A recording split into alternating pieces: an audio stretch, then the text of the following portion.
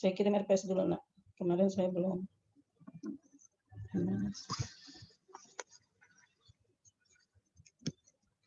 Saya baru ganti nomor handphone karena nomor handphone saya yang semester kemarin itu terlalu banyak. Entah habis saya meliput satu produk, terus masuk itu yang namanya penawaran belanja. Jadi saya ganti supaya saya nggak terganggu fokus saya. Oke. Saya kirim ke itu.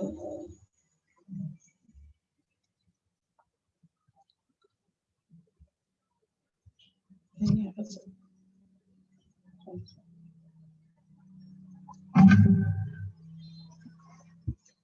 Saya kirim dulu di ini ya, sabar ya Nak ya.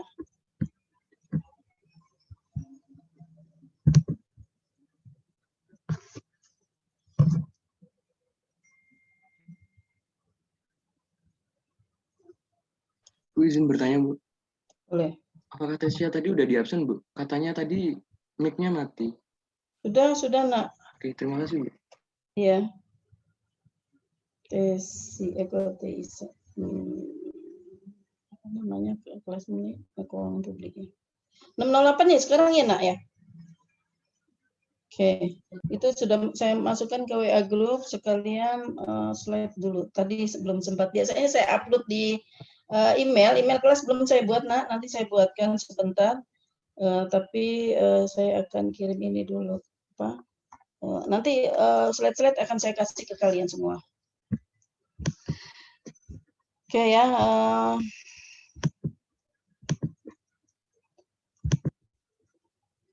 Sebelumnya saya mengenalkan diri dulu ya, nama saya Heni Sulastri. Saya itu ngajar di STAN itu sudah dari tahun 2010.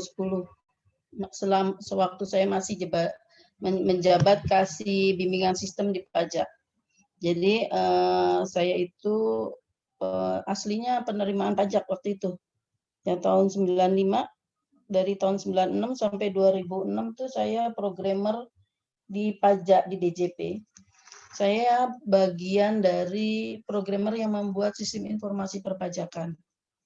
Ya, jadi S1 saya memang manajemen informatika, jadi saya memprogram sistem informasi perpajakan dipakai di seluruh Indonesia, kantor pelayanan pajak di seluruh Indonesia. Jadi dulu saya masih gadis, usia kalian tuh sudah tugas dari Sabang sampai Merauke untuk instalasi sama melatih penggunaan sistem informasi perpajakan. Itu 2006, kemudian saya jadi kepala seksi PDI di KPP Pasar Minggu sampai 2008 atau 9 saya lupa. Kemudian 2009 saya jadi kasih bimbingan sistem di TIP, Direktorat Teknologi Informasi Perpajakan. Dulu waktu saya masuk namanya PDIP, ya, Pusat Pengolahan Data dan Informasi Perpajakan. Kemudian di 2011 saya pindah menjadi Widya Iswara. Widya Iswara itu pengajar internal pegawai Kemenkeu khusus ya.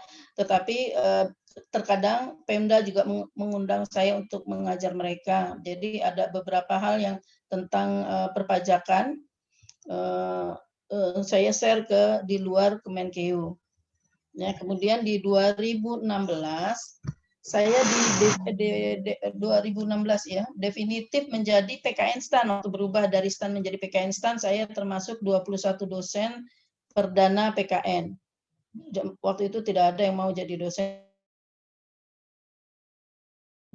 Status kita itu dari di bawah Kemenkeu dan di bawah Dignas. Buat saya sih itu namanya tugasnya, kita nggak bisa menolak penempatan. Sama dengan kalian nanti, Nak. Begitu kalian lulus, entah instansi mana butuh kalian, kita nggak bisa tolak. Karena dan seluruh Indonesia pula, ya. Ada teman saya yang sampai sekarang sama suaminya nggak pernah satu unit kerja. Yang satu kadang di Medan, satu di Papua. Nah, itu resiko jabatan. Ya, resiko saya selalu di daerah, Nak, daerah khusus ibu kota. Karena kelebihan saya dulu masih saya masuk Kementerian Keuangan di JP itu masih jarang orang bisa mengcoding aturan ke dalam program komputer. Jadi saya dibutuhkan di kantor pusat. Nggak jauh-jauh. Sebentar ada case saya ditarik lagi kantor pusat. Jadi ya saya alhamdulillah selalu di Jakarta ya, kebetulan memang saya lahir besar di Jakarta. Saya lahir di Jakarta tahun 70. SD, SMP, SMA, semua S1, S2, S3 pun S3 Brawijaya yang di Jakarta. Ya, jadi saya selalu di Jakarta. Tetapi itu tergantung, pada akhirnya tergantung takdir. Oke ya. Di STAN saya itu masuk ke prodi D3 definitif di D3 PBB penilai. Ya, itu juga saya masuk sini. Jadi setiap penugasan ada hal-hal yang baru yang memang harus kita beradaptasi. Nanti kalian juga seperti itu, nak. Udah dapat konten materi kuliah, begitu di unit kerja, ada hal-hal yang baru ya kita beradaptasi aja. Ya, kemarin baru aja kakak kelas kalian, Ibu ini bagaimana, masih nanya tentang dia. Bu, saya ternyata belum bisa apa-apa, ya belajar nanti di unit kerja hal-hal yang baru diadop aja ya. Oke. Itu dari saya ya, sekilas tentang saya. Kalau materi keuangan publik saya baru ampuh sekarang. Terus terang semester ini saya dapat materi kuliah yang baru. Tapi ini bukan hal yang baru buat saya karena saya S2-nya manajemen keuangan tahun 2001. Ya. S3 saya administrasi publik. Dan ini kaitan dengan desentralisasi dan sebagainya, konten masalah keuangan publik lah. Oke ya. Secara keilmuan bukan hal yang baru, namun mata kuliah ini baru saya ampuh saat ini. Biasanya saya mengajar PBB, manajemen, proses bisnis, wajib pajak, dan seterusnya lah ya, yang berbau perpajakan. Oke, saya share screen dulu. Sudah? Oke, hari ini saya akan review materi kalian nih, akan berhubungan dengan materi-materi sebelumnya, mata kuliah mikro, makro, udah dapet kan kalian ya? Sudah, Bu. Sudah, oke. Ya, jadi nanti beberapa saya seling dengan penugasan karena kalian secara keilmuan juga saya kira basicnya udah dapet. Ini rangkuman aja ya. Saya lihat rangkuman aja antara masalah ruang lingkup keuangan publik antara mikro dan makro. Ya. Nah, sebenarnya apa sih keuangan publik? Itu bisa kita definisikan sebagai intervensi pemerintah dalam perekonomian. Ya. Kapan pemerintah harus hadir di perekonomian secara publik di Indonesia? Ya. Terus bagaimana caranya pemerintah melakukan intervensi? Ya. Terus dampak kebijakannya bagaimana? Nah, ini saya S3 saya spesialis di sini, Mak.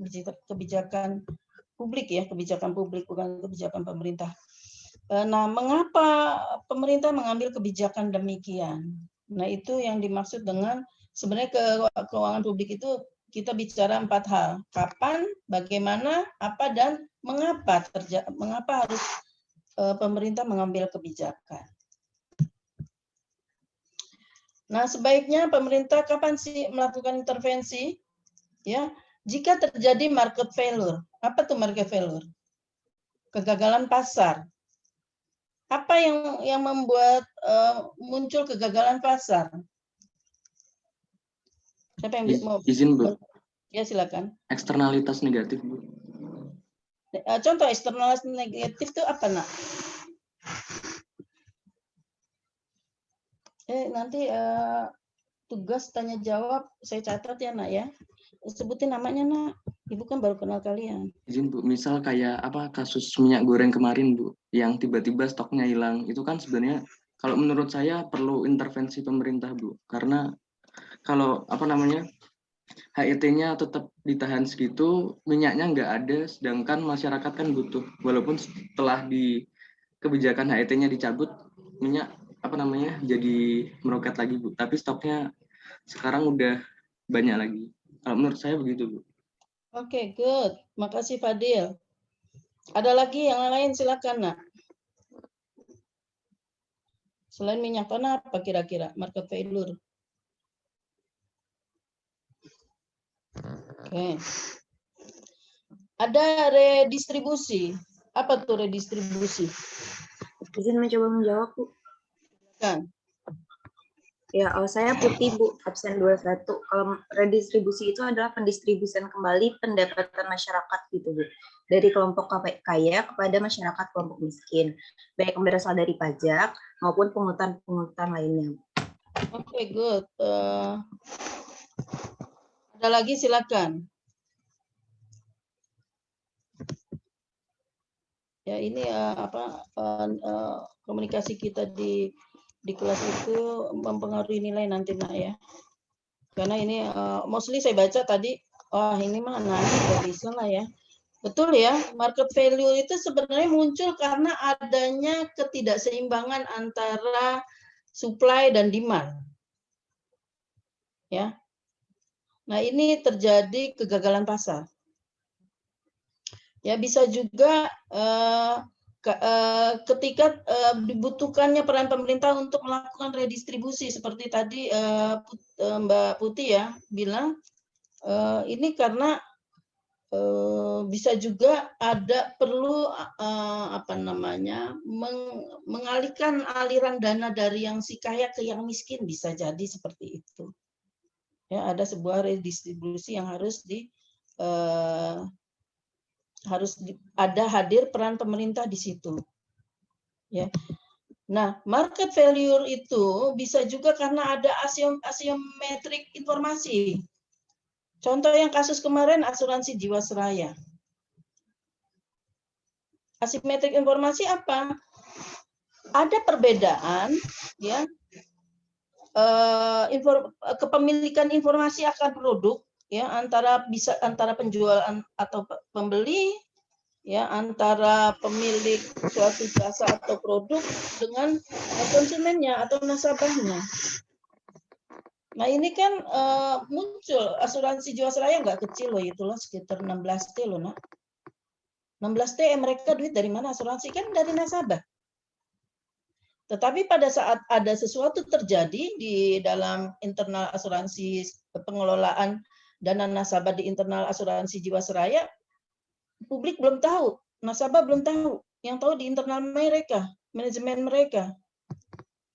Nah, ini asimetrik. Tadi Fadil bilang masalah eksternalitas negatif, polusi juga bisa. Bahasa sederhananya eksternalitas negatif apa tadi Fadil? Gimana Bu tadi Bu? Mohon maaf. Eksternalitas negatif tadi kan contoh yuk. Oh iya Bu, eksternalitas negatif itu yang ditimbulkan apa ya? Dampak yang ditimbulkan dari suatu aktivitas itu Bu, yang dampaknya itu negatif gitu Bu.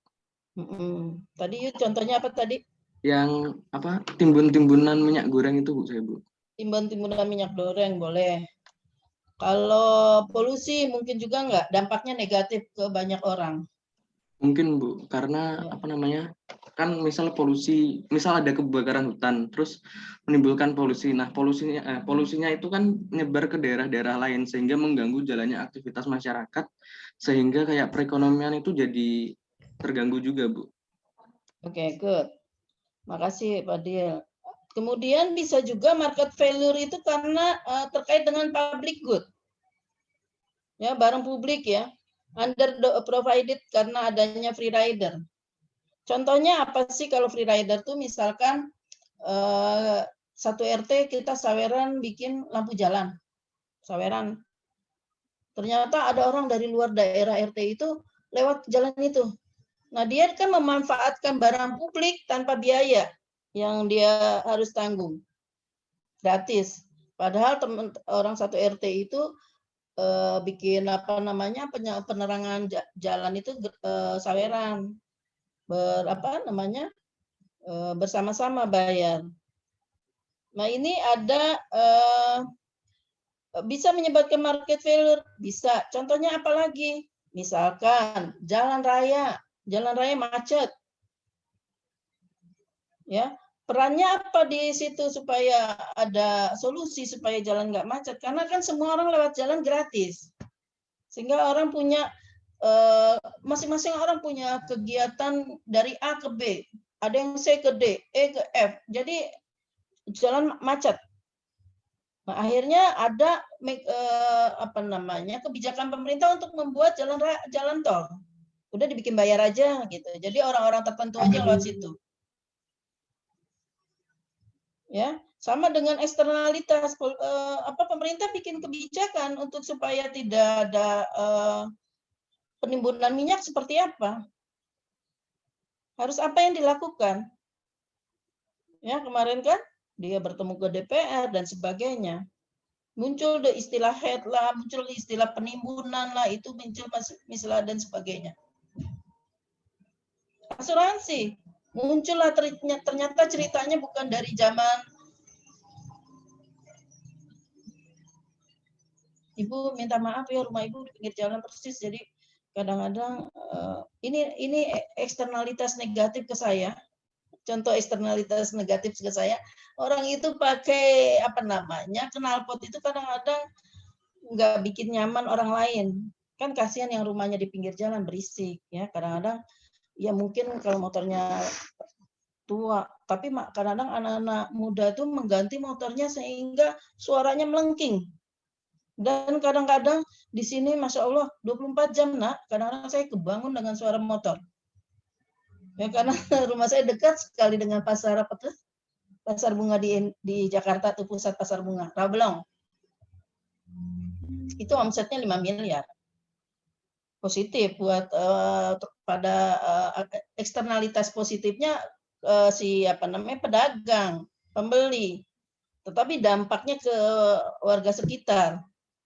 Karena kegiatan ekonominya 24 jam jadi rame 24 jam.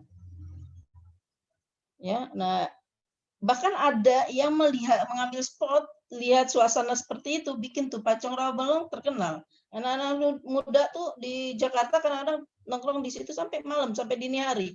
Saya pikir gini, anak-anak seusia kalian, ini orang tuanya pada kemana sih, dalam hati saya gitu. Ih, ngapain coba anak-anak cuma pancong doang. Sampai saya waktu pertama pindah sini, saya langsung nyobain, ini pancong enak sih memang. Tetapi anak-anak yang bikin enak mungkin nongkrong rame-rame itu. Ya, dan itu eksternalitasnya apa? Bisa negatif, nak. Ya. Nah, harusnya ada penataan kebijakan bahwa misalkan kayak semacam karena kasus pandemi pemerintah bikin lockdown, tidak boleh orang keluar. Tapi kena alasan dari penularan ya. Nah, asimetrik informasi juga gitu, asuransi. Pemerintah masuk di situ, terus lihat ada apa kok ada masalah dengan Jiwasraya. Ternyata faktornya di manajemen, faktornya di korupsi dan sebagainya. Ya. Nah, itu market failure, ya. Terus bagaimana intervensi pemerintah? Ya tadi saya contohkan, bikin regulasi kalau masalahnya muncul masalah market failure karena ada satu regulasi ke regulasi lain, kadang-kadang butuh lagi regulasi yang lainnya lagi. Untuk apa? Untuk mengantisipasi dampak negatif. Contoh kemarin kita bikin lockdown, lockdown. Sepi kan? Nggak ada tuh ketemu supply sama demand. Jebret, ini bahaya nih kalau ekonomi begini lama-lama. Akhirnya pemerintah bikin kebijakan. Ya udah deh, bikin vaksin, divaksin semua. Terus apa lagi? Setelah divaksin, prokes, edukasi. Ya, dibikin kalau di Jakarta tuh Peduli Lindung, ada aplikasi. Kalau mau masuk ke market, mall, kita pakai Peduli Lindung atau tempat-tempat publik pakai dicat dulu Peduli Lindung, baru bisa kita beraktivitas. Misalkan saya mau pakai jasa kereta, mau ke stan, naik kereta dari stasiun kereta di Palmerah. Rumah saya dekat juga dengan itu Gramedia Palmerah tuh ya. Nah, naik kereta di situ itu harus masuk Peduli Lindung dulu. Itu regulasi. Terus pajak polusi. Pajak apa? Pajak karbon muncul. Ya. Nah, ini saya belum belum bikin, biasanya saya udah bikin file untuk penugasan kalian, tapi nanti lisan aja ya untuk yang sekarang. Nah, untuk cara pemerintah melakukan intervensi bisa dengan menyediakan, ya, apa misalkan tadi selain regulasi juga dia menyediakan pembangunan, misalkan jalan raya Papua. Wah, ini kayaknya perlu didukung nih kegiatan ekonomi Papua. Berarti ada hubungan antar satu daerah ke daerah lain, harus bikin jalan tuh di Papua. Sediakan. Ya, ada yang diproduksi swasta kemudian dibeli, dikerjakan swasta dan didanai pemerintah, misalkan seperti itu. Ya, banyak ya. Ini Ibu nanti minta kalian tugas, kalian mencari contoh masalahnya apa, solusinya apa, yang telah diperankan di situ sama pemerintah itu apa. Nah, ini kan bagian dari keuangan publik. Kenapa? Karena kalau nggak misalkan pemerintah membiarkan aja, misalkan udahlah ke Papua begitu aja lah, sepoi-sepoi aja, nggak usah jalan-jalan, ekonomi nggak jalan. Jadi bikin ekonomi, membangun jalan di Papua itu diharapkan ada nanti muncul peningkatan perekonomian di tanah Papua. Ya. Misalkan diproduksi swasta kemudian dibeli sama pemerintah. Contohnya apa nih? Yang bisa apa namanya? Yang bisa dijadikan contoh apa misalkan?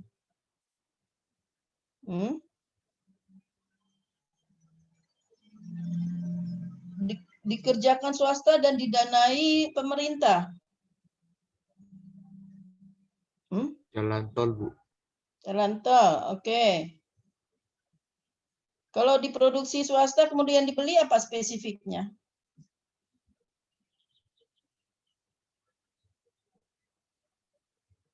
Oke ya, nanti kalian cari contohnya ya. Nah, ini benar salah satunya jalan tol. Ya. Sebenarnya juga lagi dibuat apa namanya? Kereta cepat dari Jakarta sampai Bandung.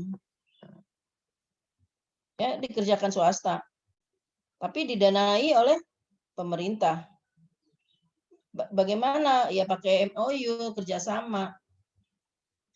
MOU bentuknya apa? Bentuknya nanti pertama operator yang perusahaan yang membuat jalan itu pakai dulu selama 50 tahun, sisanya nanti jadi milik pemerintah Indonesia. Nah, itu kan skema-skema melakukan pembangunan, kita nggak ngeluarin duit, kayak kontrak bangun. Ya, dikerjakan swasta dan didanai pemerintah, tapi sayang sampai sekarang belum berlanjut karena entah sebabnya apa. Ibu juga belum spesifik menganalisa sebab belum berlanjut, atau mungkin karena pandemik, saya kurang tahu juga persisnya. Nah, itu juga ya, seperti itu ya. Nah, inilah bagaimana peran pemerintah melakukan intervensi pajak. Contohnya apa pajak? Masalah kesehatan masyarakat karena merokok. Sebenarnya menaikkan cukai rokok itu bukan, maaf ya, kalau dari persentase penerimaan nggak seberapanya. Dari keseluruhan APBN nggak seberapanya, tapi itu adalah regulasi untuk menjaga supaya masyarakat lebih sehat. Ya, naikkan aja cukai rokok supaya mahal, jadi orang udah berhenti merokok. Ya, yang merokok, kalau Ibu sarankan, kasihanlah sama paru-paru kalian. Ya, cobalah berhenti atau kurangi sedikit-sedikit. Ya, salah satu direktur di DJP itu kan alumni STAN tahun 69, tahun 88, teman saya. Saya Mbak dulu perokok berat, lagi kuliah saya ganti dengan kopi, lama-lama bisa. Dia tinggalkan tidak merokok. Dulu dari SMP, SMA udah perokok berat. Ini masalah pengendalian diri kalau masalah itu. Pemerintah itu membantu hanya untuk mengurangi jangkauan masyarakat untuk merokok. Caranya apa? Naikkan cukai rokok. Sebenarnya ujung-ujungnya supaya masyarakat lebih sehat. Ya, di situlah intervensi. Subsidi misalkan pendidikan. Itu pendidikan ada anggarannya khusus. itu disubsidi pemerintah. Nah, kalian aja gratis dari mana? Subsidi pemerintah, nak. Supaya apa? Masyarakat bisa menikmati pendidikan lebih tinggi. Bahkan ada yang full gratis. Contohnya apa? PKN STAN. Tapi karena negara juga terbatas dananya, nggak semua mahasiswa bisa kuliah gratis di Indonesia. Artinya apa? Berarti ada syarat yang bisa dibikin mekanisme supaya sesuai dengan budget. Oh ya udah, dites aja. Saya yakin kok dari kalian itu 10-15% terbaik yang mendaftar di PKN STAN. Ya, pemerintah mau garansi bikin subsidi biaya pendidikan. Supaya apa? Supaya pinter, supaya ada nanti yang regenerasi dari angkatan tua ke angkatan muda, karena kami juga pensiun nanti. Datang lagi kalian.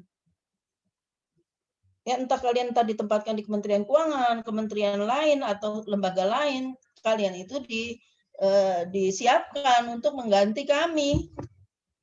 Regenerasi government employee, ya, regenerasi PNS. Dan ini bagus. Jadi waktu masuk pemerintahan government itu mempunyai staf yang sudah ahli di bidangnya, artinya nggak kosong sama sekali, nah. Tentunya kalian lulus SMA sama kalian di STAN ini pasti udah beda, view-nya udah beda, knowledge-nya pun udah beda. Ada, nah, kalau kalian dari IPS mungkin dapat pelajaran redistribusi dari SMA. Pasti beda kelasnya pada saat belajar di mikro atau makro. Apalagi di keuangan publik. Seperti itu. Tetapi ini adalah bagian dari yang kita nikmati, ini adalah bagian dari peran pemerintah. Butuh dana enggak? Butuh. Dari mana dana kita dapat? Penerimaan pajak. Penerimaan bukan pajak. Enggak cukup juga.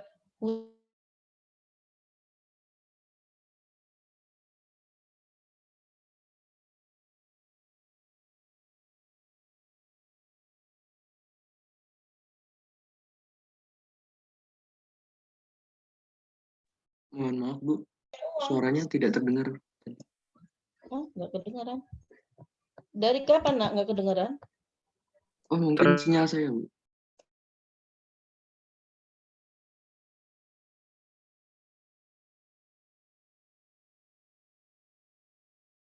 Yang putus-putus, lihat dengerin ini aja ya. Rekaman ya, saya kalau harus ngulang lagi nggak mungkin lah ya, nak. Kita sampai jam berapa nih? Aduh, ya Allah. Kita sampai jam berapa nanti, Fadin? Sampai jam 10, Bu. Jam 10 ya, masih 2 jam. Ya, kita menikmati 2 jam ini. Ya, sampai tadi masalah peran pemerintah ya.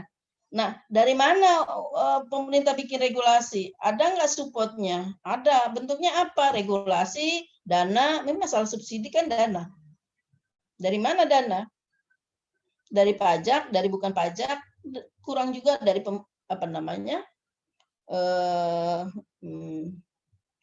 dari MOU, dari kerjasama dengan pihak swasta, bisa jalan bentuk kontrak bangun. Contohlah Singapura, pembangunan Singapura dulu nggak punya duit ya.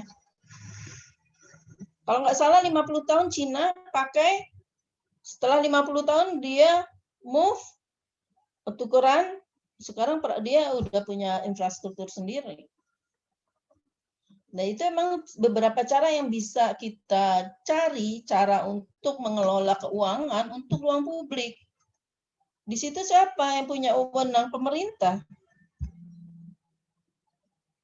Ya, pemerintah itu siapa nanti yang berpikir siapa ya? Kita, kalian. Ya, saya, kalian menjadi kita nanti kalau kalian jadi PNS, jadi kita entah PNS pusat maupun pemerintah. Kelola, dianalisa, makanya saya mau udah nggak ke definisi. Yuk cari contohnya, yuk analisa, karena itu nanti peran kalian di situ, nak. Ya, pikirkan dulu waktu saya di pajak juga, karena saya waktu itu di unit kerja operasional, ya saya berpikir bagaimana caranya mengcoding peraturan A menjadi tools alat kerja. Jadi kita nanti akan beradaptasi dengan fungsi kita. Di unit kerja kita beradaptasi. Ya, oh ya, saya harus melakukan ini. Nah, supaya tahu dari mana, dari subsidi, kalian di subsidi belajar. Saya dulu disubsidinya dari SD, SMP, SMA negeri. Ya, disubsidi pemerintah belajar. Habis gitu, begitu saya lulus S1, saya kebetulan PTS ya waktu itu. Lulus S1 ya kerja loh untuk pemerintah. Nah, itu kan sebenarnya ada bagian subsidi pemerintah yang dulu yang pemerintah lakukan di intervensi di saya, di dalam pribadi saya, dari tahun 77 saya kelas SD sampai tahun 89. Itu kan ada subsidi pemerintah. Pada akhirnya pada saat saya bekerja di pemerintahan, ya memang itu adalah suatu kewajiban buat saya untuk bagaimana pemerintah melakukan membuat sebuah regulasi atau menyediakan barang publik atau jasa publik kepada masyarakat kita. Ya, itu cara bagaimana caranya, ya banyak hal. Ya, ini secara gambaran besar. Mana tahu nanti kalau kalian jadi di government berpikir, oh ini ada cara terbaik untuk mendapatkan finansial buat negeri kita. Ya, keuangan untuk publik kita menjadi lebih baik, gimana caranya? Beberapa saya lihat itu sekarang lebih bikin startup, bikin ini bagus loh, Nak. Bahkan sekarang jual beli saham juga online, semua serba online, e-commerce. Ya, Bu, pandemik, sebagian orang mengeluh pandemik, sebagian orang melihat peluang dari pandemik itu. Dia jual e-commerce. Bahkan ada anak cuma lulus baru SMA, udah penghasilannya di atas bapaknya selama pandemik. Amazing. Itu kan cara berpikir seorang anak muda yang jangan mudah mengeluh. Kalau kita mengeluh, otak kita tertutup semua sel otak kita. Tapi pada saat orang melihat pandemik, oh diam aja nih, ngapain nih yang asik nih. Ya kan, ada online, udah main di situ. Bukan main maksudnya, memanfaatkan di situ peluang itu. Ya. Coba kalau saya, aduh pandemik punya anak 5 kelas, gimana ya caranya? Apa saya masing-masing anak saya datangin satu-satu?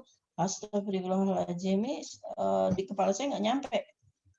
Ya udah kita pakai alat yang ada ICT, infrastruktur kita manfaatkan. Ya, di awal-awal juga saya dulu nih belum ada nih kayak gini Zoom disiapin nama PKN STAN. Ya anak-anak WA grup ya, kalau kalian maunya apa? Google Class atau apa? Saya terserah kalian deh, belum ada aturan tuh PJJ harus pakai Zoom. Terserah kalian mau apa, ya mayoritas saya pakai itu. Lama-lama ngerucut mahasiswa kebanyakan saat ini senangnya pakai Zoom. Ya sudah. Ya, karena saya kalau nggak diatur pemerintah sampai STAN, saya pasti lempar ke mahasiswa maunya nyamannya seperti apa. Sama pemerintah juga seperti itu. Ini ada masalah nih, minyak. Coba dong masalahnya apa, diidentifikasi. Baru dia mengeluarkan regulasi, masalahnya harus begini. Kalau pemerintah nggak masuk di situ, nggak membuat regulasi secepatnya, jadi ambiar.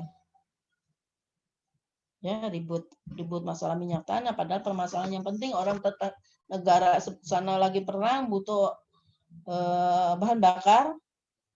Nah, berarti kan ekspor yang berbau tentang bahan bakar, kebutuhan pokok itu lagi peak season, sehingga yang namanya pelaku ekonomi pasar, pelaku pasar, lihat dong mana yang labanya lebih tinggi, iya nggak? Mereka mah berpikir masalah profit, take profit.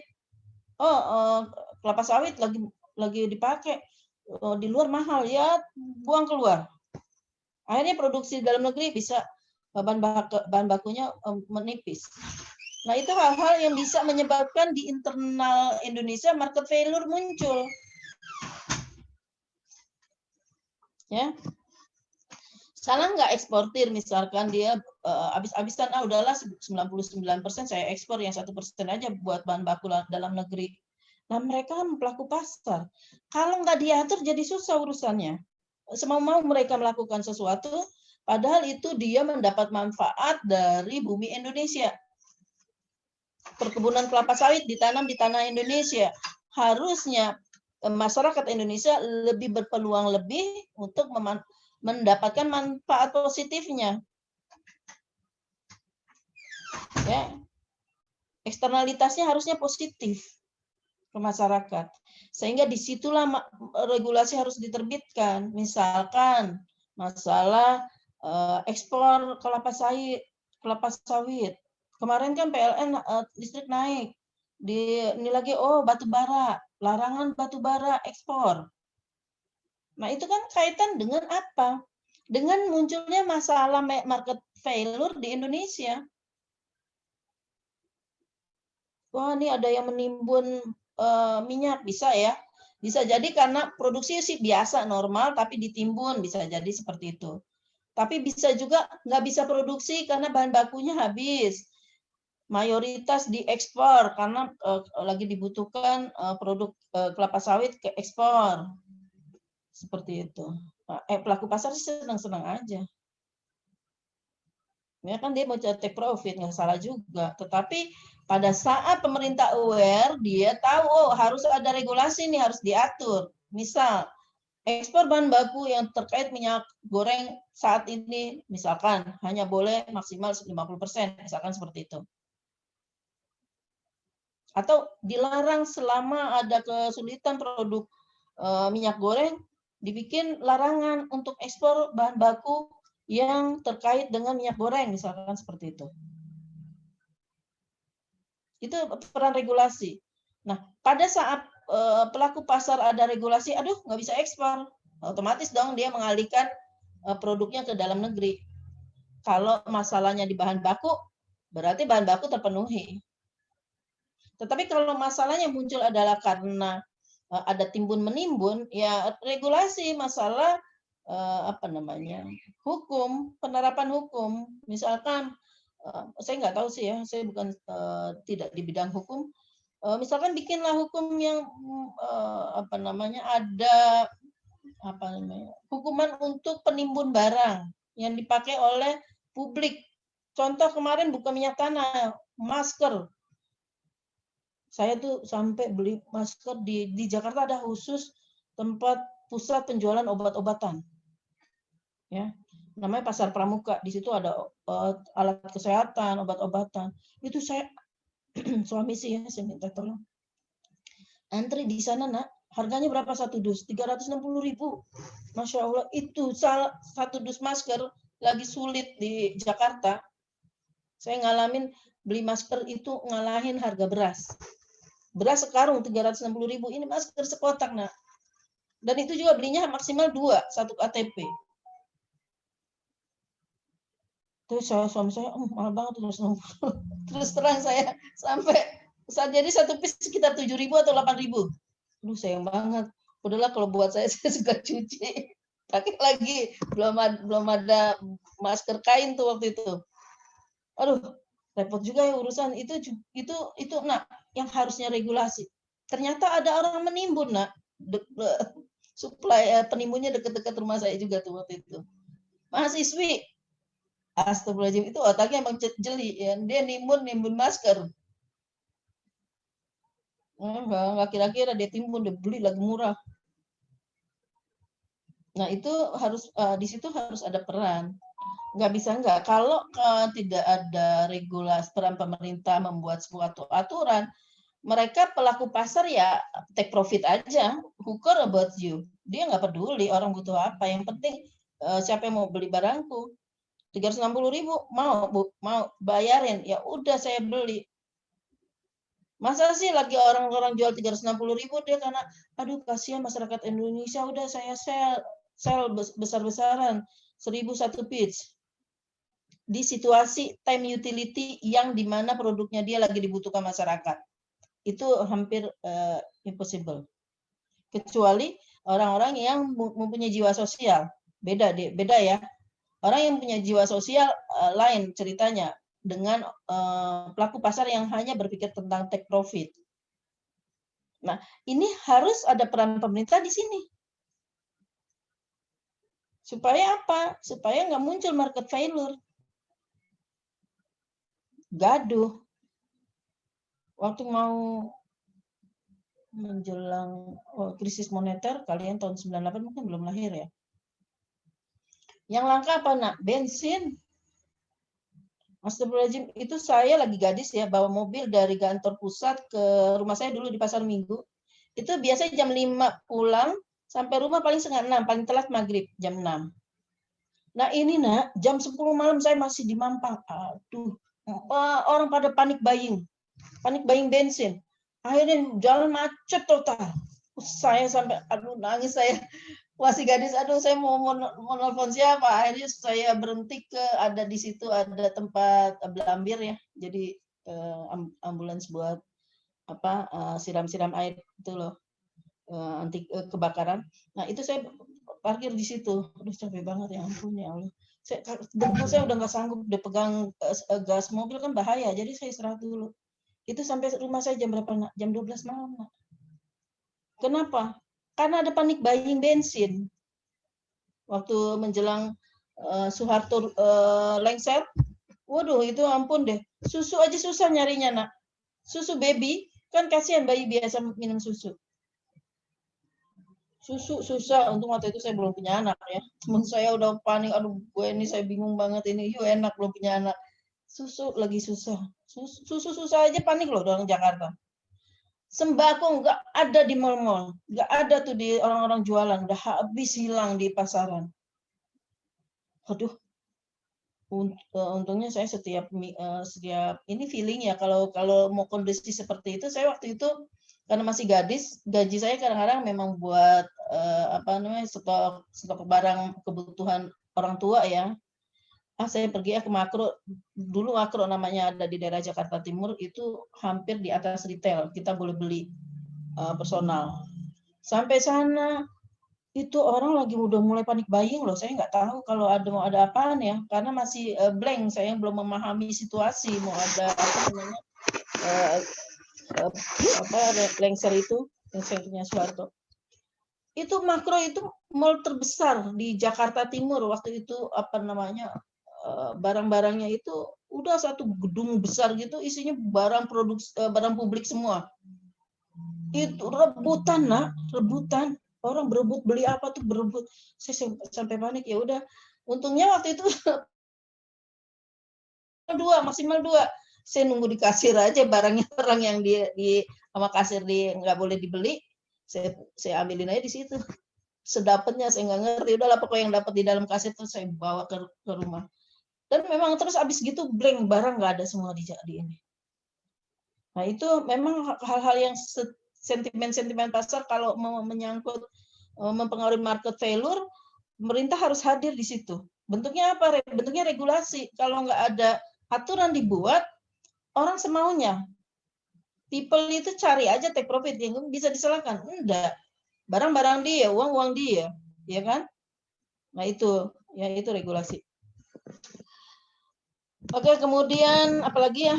Dampaknya tentunya mengasumsikan tidak ada perubahan perilaku masyarakat, ada perubahan perilaku masyarakat. Contohnya apa? Pada saat pemerintah bikin misalkan menaikkan cukai rokok, ada nggak perubahan perilaku masyarakat? Misal dia bisa mengurangi merokoknya karena mahal, atau dia beralih ke jenis rokok yang nggak kena cukai. Apa tuh yang zaman dulu tuh yang dilinting-linting? Linting ya? Dewi itu Bu ya, Lingwe. Iya, apa namanya Mbak Pas? Linting apa? Kalau di tempat saya, teman-teman saya namanya Lingwe Bu. Linting Lingwe Dewi. ya? Lingwe. Nah, kan maksudnya pemerintah tadi goalnya itu kan untuk supaya mengurangi meningkatkan tingkat kesehatan masyarakat. Ternyata dia beralih perilaku menjadi memakai Lingwe. Saya juga kemarin ditawarin sih sebenarnya. Gue ini kalau modal 250 juta dapatnya segini. Apaan itu? Apa tuh rokok dilinting pakai kertas? Astagfirullahaladzim dalam hati gue.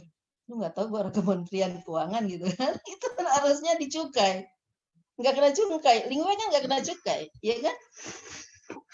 Itu perilaku masyarakat. Negara menetapkan misalkan tax 1% untuk UMKM, yang mana omsetnya 4,8. Bisa muncul nggak perubahan perilaku masyarakat wajib pajak? Bisa aja, karena misalkan dia banding-banding, dia pakai tarif umum sekian persen, dia pakai tarif UMKM 1%. Permasalahan di mana? Di omset. Ya udah turunin omset. Rugi dong dia nurunin omset. Ya mungkin dia pakai cara apa sehingga dia tetap sebenarnya omsetnya tetap cuma dibagi menjadi berapa perusahaan dia punya, jadi UMKM, versi UMKM dan seterusnya. Ini kan perubahan perilaku. Tetapi ada juga, cuma 1%. Masyarakat yang bergerak di UMKM nyaman, ya ulah 1% mah gampang gitu. Orang saya sehari bisa dapat 30%, 40%. Iya kan? Seperti itu. Nah, mengasumsikan jika tidak ada perubahan perilaku masyarakat, perubahan apa? Contohnya misalkan yang tadi, rokok itu jika dinaikkan kan supaya orang sehat. Dia nggak berubah merokoknya, nggak berubah, hanya merubah jenis yang dia konsumsi. Ya, misalkan batu bara dilarang waktu beberapa bulan lalu. Saya nggak tahu udah dibuka belum, kayaknya sih udah dibuka. Ekspor batu bara dilarang. Berubah perilaku masyarakat, tadinya dia batu bara nggak dijual keluar, dijual ke dalam negeri. Kelapa sawit, ya, kelapa sawit, produk kelapa sawit dan turunannya itu, misalkan ada larangan ekspor, pasti dia akan mengalihkan produknya itu ke dalam negeri. Itu kan perubahan perilaku. Mobil daripada macet-macetan, saya mending bayar tol, nggak macet, saya bayar.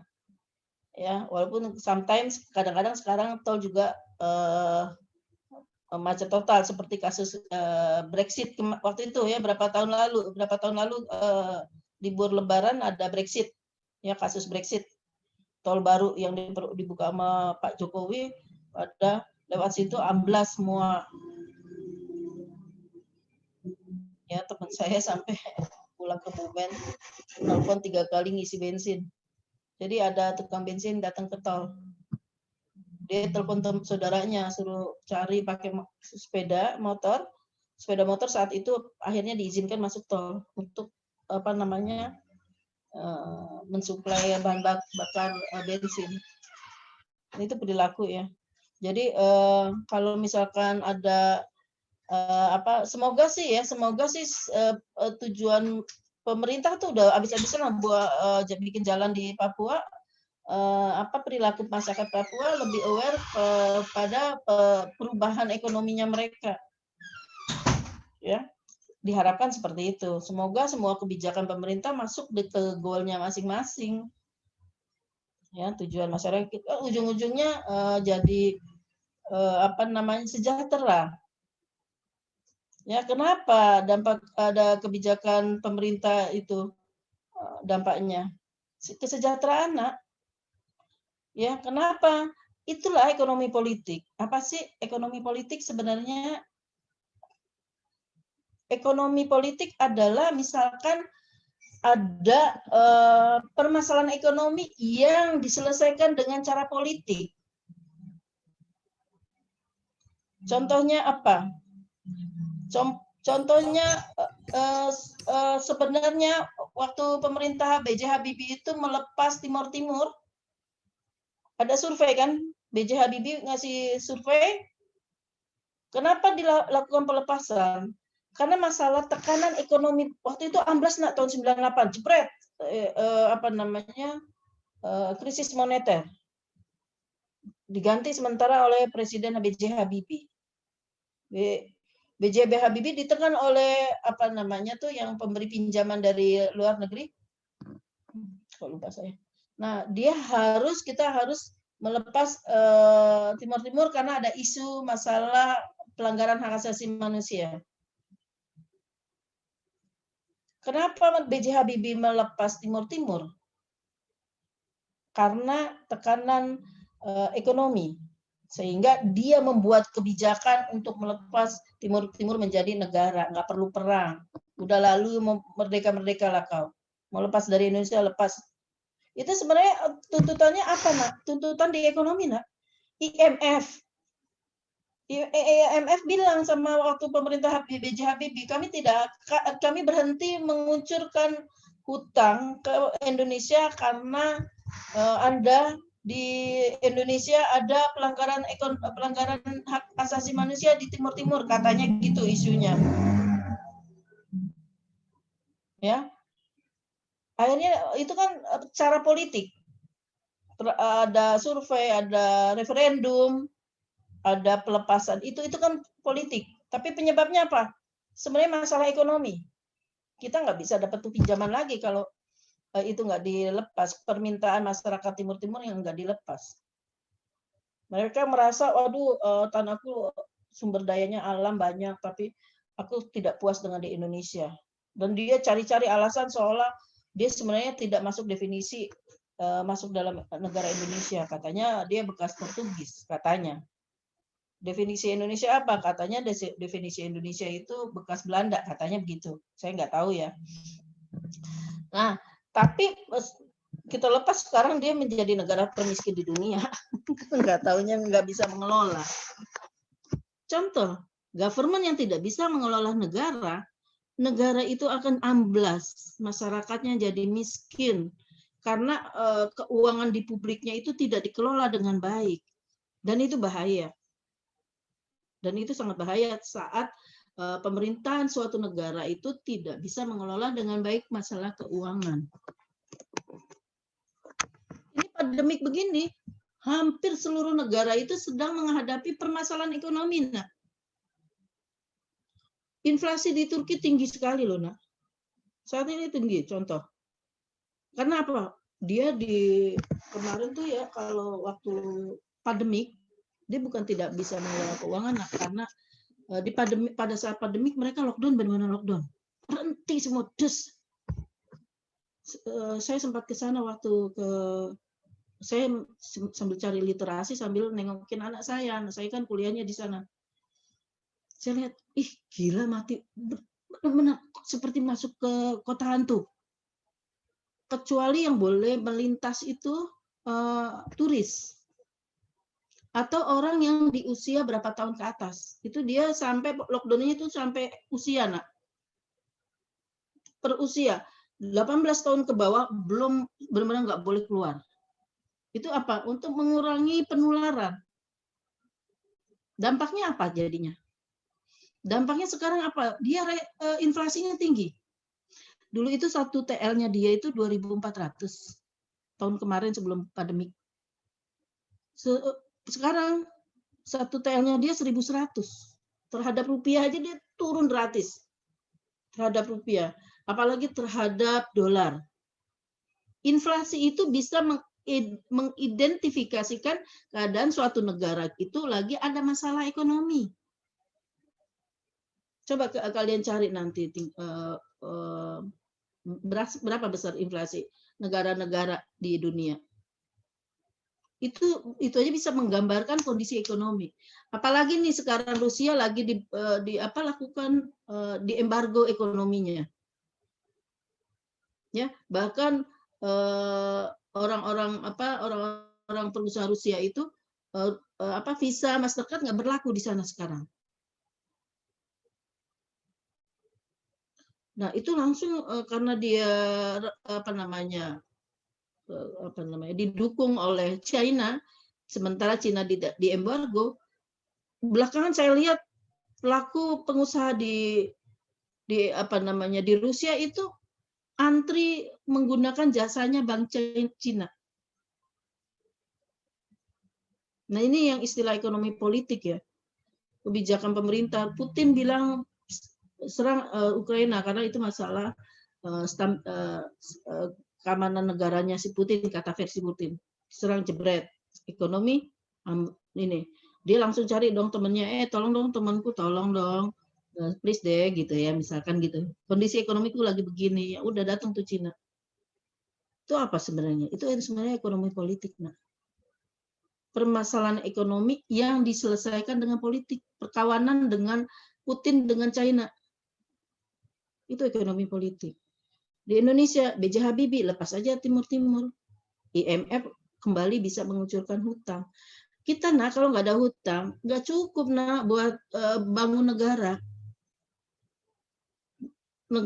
Pemerintah melakukan pembangunan nggak cukup. Maaf ya, tolong pisahkan antara realisasi penggunaan anggaran dengan korupsi realisasi anggaran. Beda ya, hal yang berbeda. Yang kita positive thinking bahwa semua uang, entah itu dari pajak, entah itu dari hutang, akan dipakai full 100% untuk membangun negara. Itu konsep berpikir positif ya. Perkara realisasinya nanti ada kebocoran karena masalah korupsi, KKN dan sebagainya, itu hal yang berbeda. Ya. Kemudian apalagi yang bisa kita lihat dari dampak kebijakan pemerintah? Misalkan di pendidikan, tadi saya udah ngasih contoh STAN disubsidi. Saya dari SD sampai SMA disubsidi. Terus ada lagi social security. Ya. Social security. Oke, kemudian masalah efisiensi sosial, ya, equilibrium. Teorinya adalah keseimbangan kompetitif, di mana penawaran sama dengan permintaan, memaksimalkan efisiensi sosial. Ya, bahwa masyarakat dapat mencapai hasil yang efisien dengan redistribusi sumber daya dan pedagang bebas yang sesuai dengan kebutuhan masyarakat saat itu. Saat itu ya, jangan bilang masa lalu. Kalau bicara mau mempelajari komparasi, boleh masa lalu dengan masa sekarang. Ya, kalau untuk menganalisa future tense kita nanti bagaimana, kedepannya seperti apa.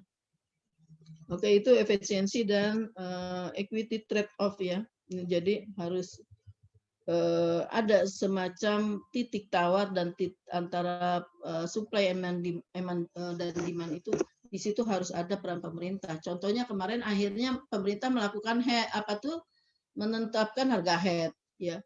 Masalah penetapan harga maksimum bensin yang dulu saya cerita, bensin itu ternyata BBM itu ternyata menjadi salah satu strategi lawan pemerintah menjatuhkan pemerintah. Waktu itu BBM tidak ada di pasaran, jadi pemerintahan Soeharto kan dikomplain oleh masyarakat, didemo oleh masyarakat.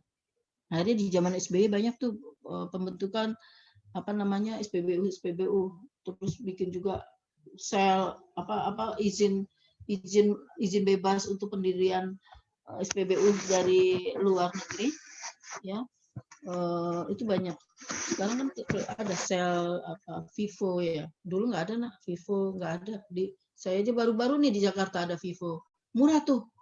Wah, langsung saya belinya ke situ. Selama kata suami, ini bensin di sini murah banget. Udah kita ikut ke situ. Lama-lama orang kan tahu loh, ini harganya kok nggak sesuai dengan harga yang ada gitu loh di pasaran. Langsung dia kena mungkin ditegur supaya mengikuti harga yang ditetapkan oleh pemerintah. Nah, itu kan penetapan harga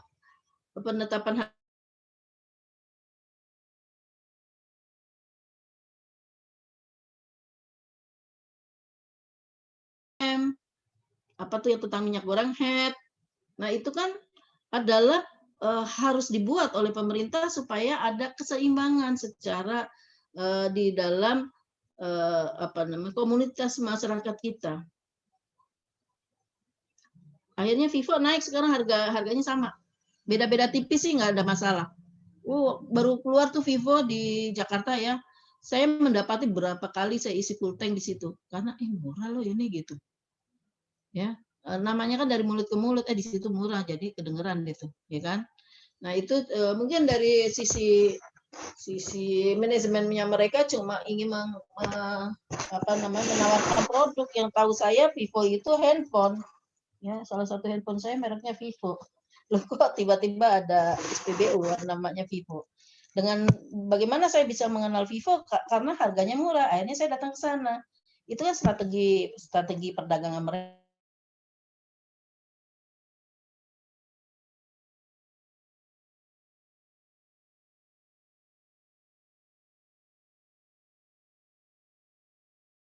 SPBU ya. Nah, itu yang namanya equilibrium, harus ada suatu keseimbangan.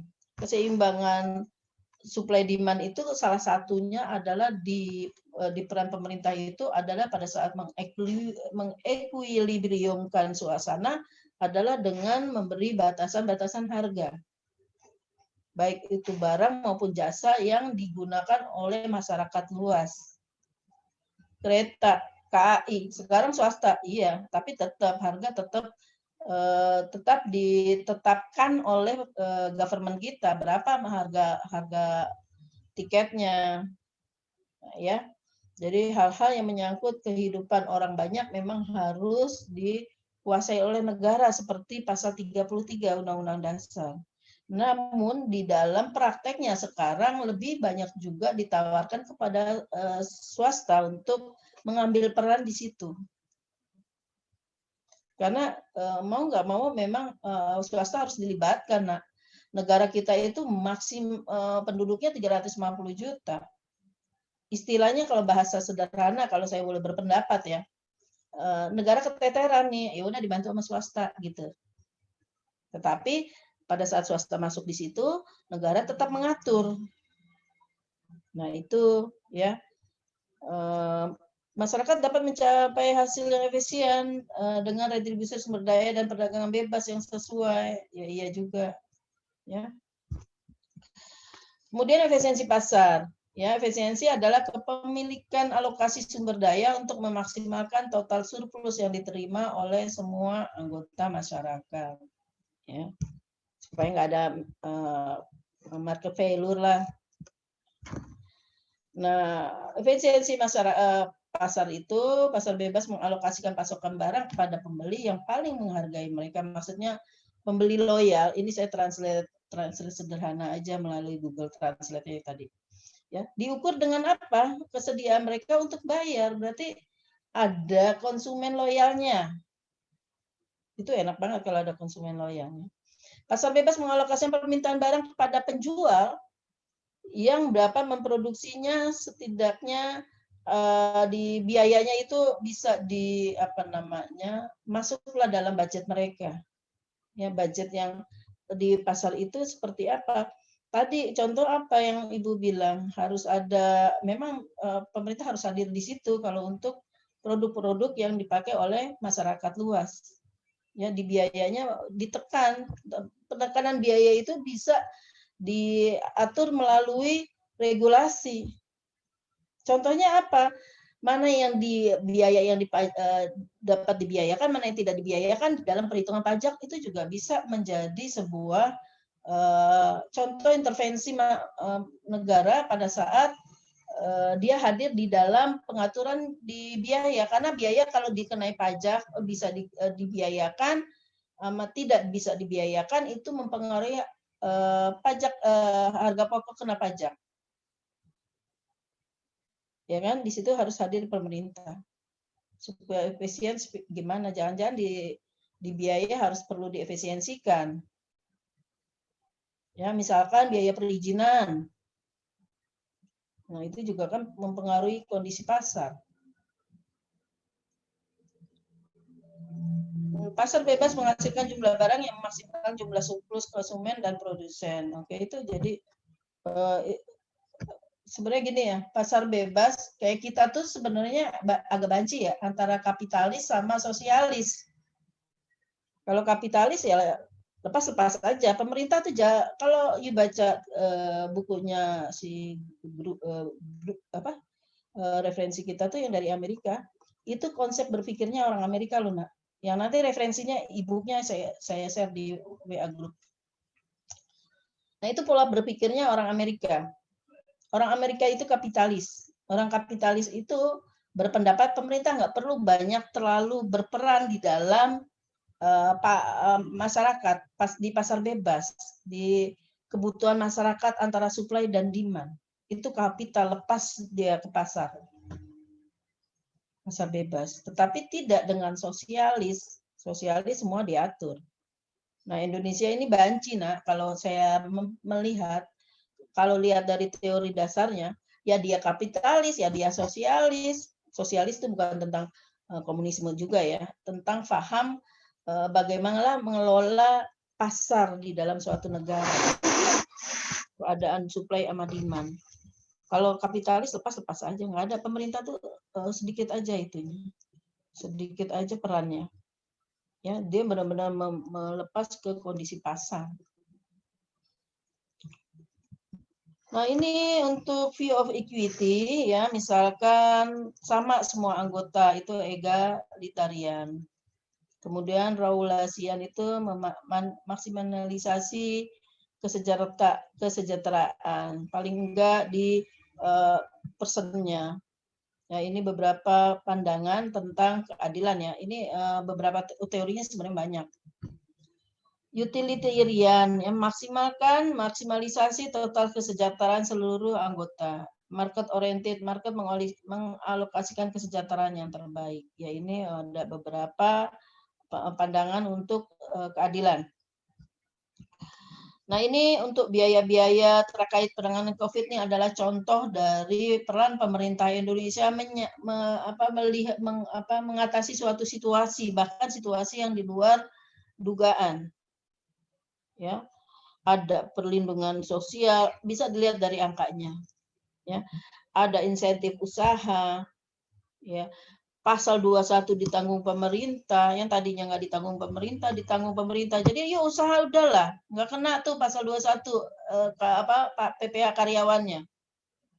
Karena di beberapa perusahaan itu PPh pasal 21 itu, ini PPh nomor 1 salah ya, maaf ya. Yang bikin penang pajak. PPh pasal 21 itu ditanggung pemerintah. Artinya apa? Udah pemerintah nggak akan minta lagi pasal 21 karyawan. Karena apa? Kondisi pandemik ini banyak perusahaan yang lowbat. Sementara dia punya karyawan. Ya udahlah, untuk saat ini katanya pemerintah, kondisi COVID saya insentifkan ya di bidang usaha itu saya bebaskan pasal 21-nya. Pasal 22 impor. Bebas. Pengurangan angsuran ya di pasal 25.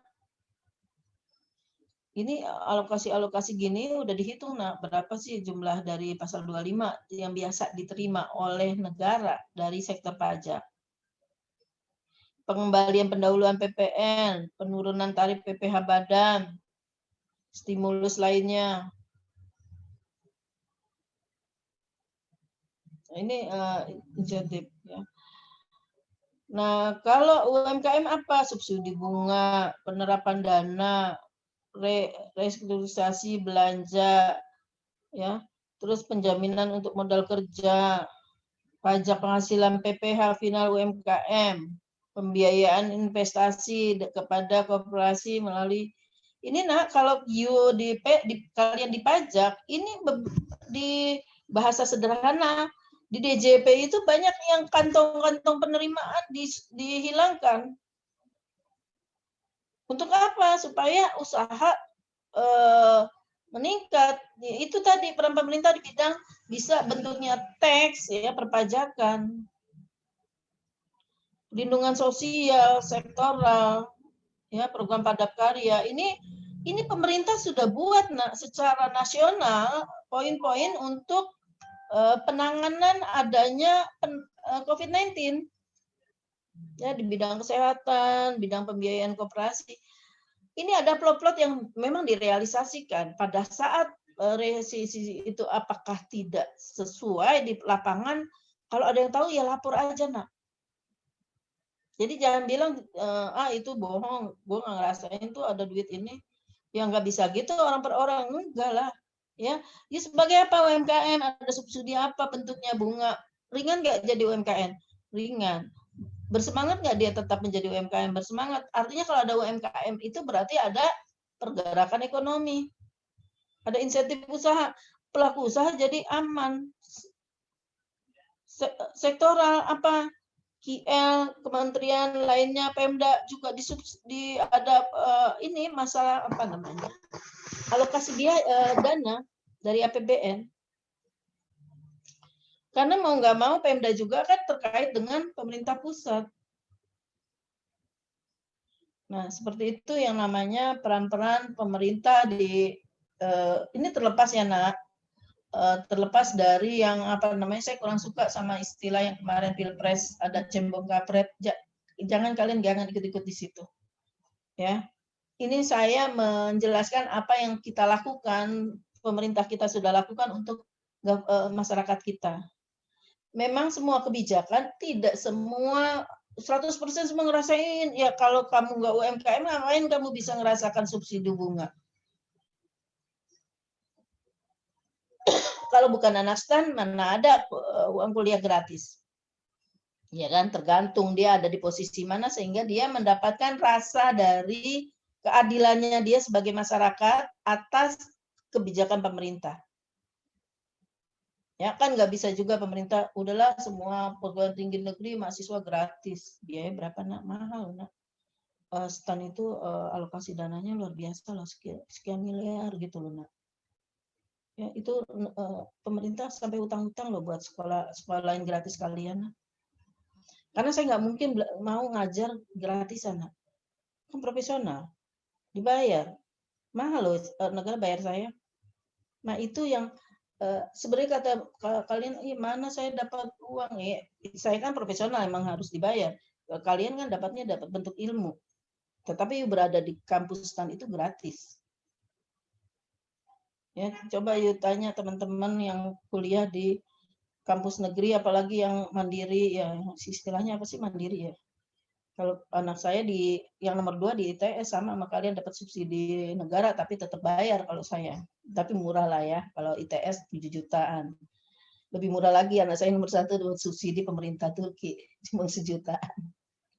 Nah, itu kan apa? Itu kan dapat memanfaatkan dia dengan spek kemampuan dia untuk mendapatkan insentif. Sama UMKM punya spek UMKM, dapat insentifnya UMKM. Ya. Insentif usaha, pelaku usaha dapat insentif tersebut. Gitu. Di bidang kesehatan ya ada belanja penanganan COVID. Nah, bentuknya macam-macam tuh, nanti Departemen Kesehatan kasih drop down-nya. Ya, tenaga medis dapat insentif, santunan kematian, santunan iuran JKN. Oke. Itu semua. Sampai sini ada yang mau ditanya nggak? Nah ini Nak, Ibu masih ada waktu, semua bikin contoh, cari contoh-contoh dari peran materi-materi tadi ya. Kalian boleh ambil salah satunya. Nanti saya minta waktu setengah jam untuk saya panggil 1-2 orang untuk beberapa orang untuk presentasi dari analisa kalian. Ya, kalian browsing keadaan keuangan publik kita ya, kaitan dengan misalkan market failure, redistribusi, ya, catat tuh asimetrik informasi contohnya apa, solusi pemerintah apa, eksternalitas contohnya apa, dicari yang tidak di sini ya. Oke, bisa ya. Terus bagaimana pemerintah melakukan intervensi pada permasalahan ini, market failure, redistribusi ya, dari masyarakat yang penghasilannya lebih tinggi ke yang lebih rendah. Nah, oke ya. Ini slide-nya akan saya share ke kalian di WA group. Nanti kalian lakukan apa namanya? Carikan contohnya di paper ya, bikin ketik di apa namanya MS Word, boleh PowerPoint juga boleh, atau bentuknya apa aja boleh. Yuk bikin TikToknya juga boleh, silakan ya. Nanti diupload di email semua, ada nama, ada kelas, ada NIP-nya, NPM ya, NPM kalian.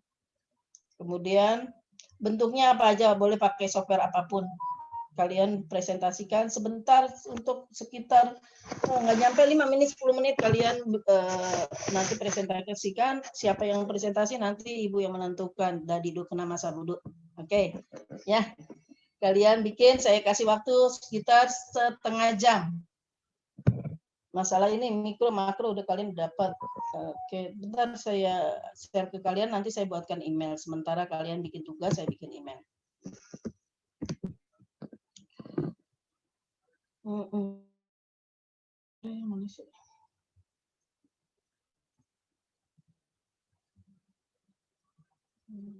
Kayaknya di sini udah saya download ya. Gambaran umum. Ya.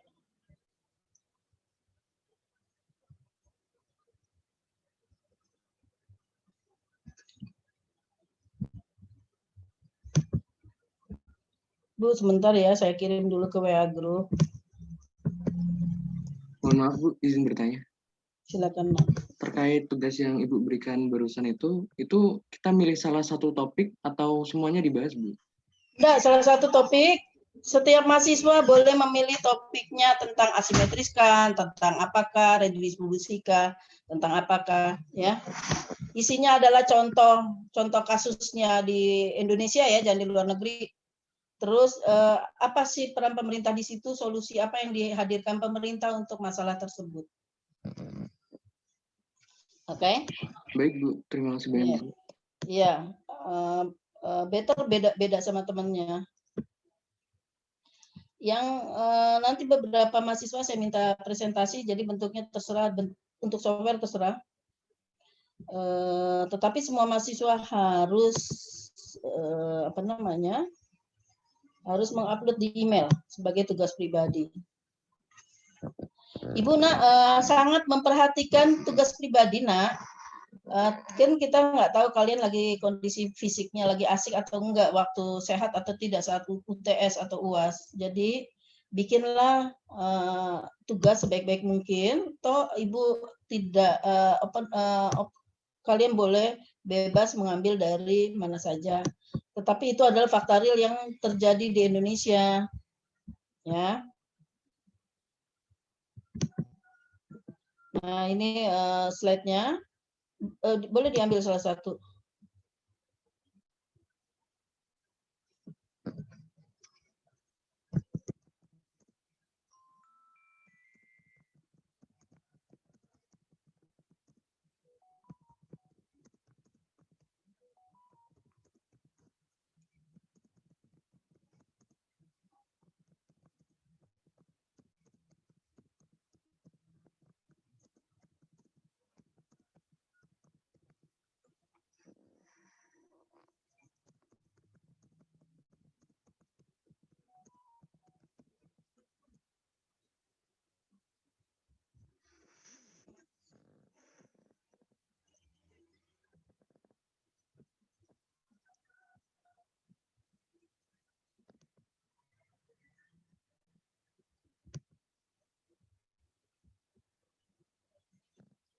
Sudah dapat?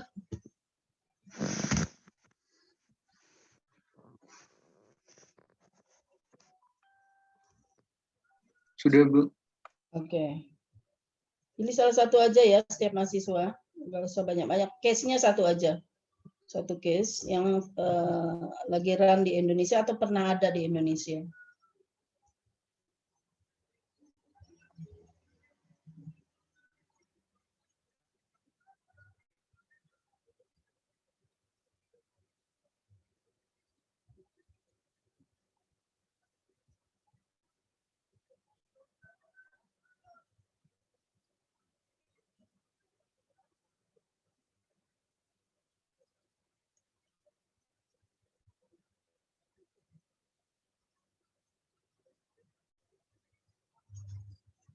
Oh iya, sambil bikin tugas saya mau screenshot kelas dong, Ibu lupa.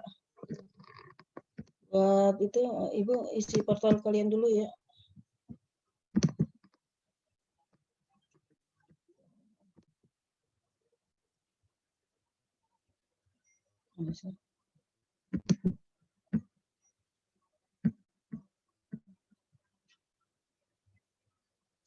Semuanya dong videonya di ini kan. Yang mau ke toilet silakan ya, Ibu nggak 1-2 di chat saya jawab. Putih cantik, silakan nah video nyalakan. Ibu mau buat absen kalian. Absen mungkin supaya nggak kebanyakan saya bikin. Oh, maaf Bu, udah nyala Bu. Apa enggak itu? Sudah sekarang nak. Ya. Oh iya Bu. 1, 2, 3. Angel, kamu lagi itu yang di ruang publik ya?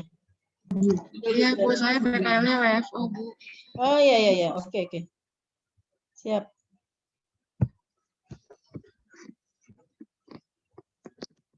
PKL di mana nak? Di KPKN yang Medan Bu. Ah. Sambil PKL ini kalian nih? Hah? Iya Bu, masih ada 3 minggu. Ya Allah, gimana sih? Kok overlap gini sih? Mengganggu kalian nggak nak? Enggak Bu. Enggak ya? Nah itu mumpung lagi di PKL kan banyak resource yang bisa kalian pakai untuk apa? Masalah apa namanya? Masalah tugas tadi. Sudah, silakan kalau mau offline dulu, nanti masuk lagi 30 menit ke depan ya, 9.30. Gidrep. Baik Bu. Ada yang udah sampai pendapat pribadinya silakan kalau mau mendahului Daniel.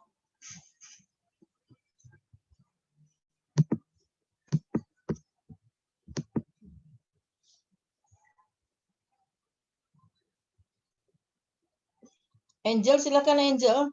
Kalau sudah, hari ini Daniel sama Angel ya, presentasi ya, boleh. Izin share screen ya Bu. Silakan.